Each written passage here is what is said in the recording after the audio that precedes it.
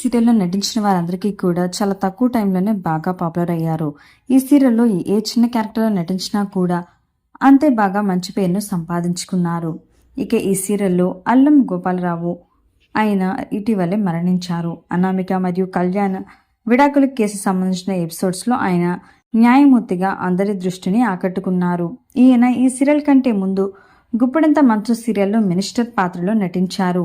రిషికి మరియు రిషి కుటుంబానికి అండగా ఉంటూ అన్ని విధాలా ప్రోత్సహించే మంత్రి పాత్రలో ఈయన చాలా చక్కగా నటించారు. అల్లం గోపాలరావు బ్రహ్మముడి, గుప్పెడంత మనసు, ప్రేమేయంత మధురం ఇలా పలు సీరియల్స్లో అలాగే ఎన్నో సీరియల్స్లో నటించి తనకంటూ ఒక మంచి పాపులారిటీని సంపాదించుకున్నారు. ఈయన పెద్ద కుమారుడు అనిల్ అల్లం.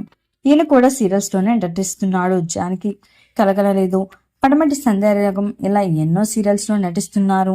ఈయన శనివారం ఉదయం 8 గంటలకి అనారోగ్య సమస్యలతో తన నివాసంలోనే తుది శ్వాస విడిచారు. ఇక బుల్లితెర నటినట్లు అందరూ కూడా ఆయనకి ఆత్మశాంతి చేకూర్చాలని కోరుకుంటున్నారు. మరి ఈ వీడియో పట్ల మీ అభిప్రాయాన్ని తప్పకుండా కామెంట్స్ ద్వారా తెలియచేయండి.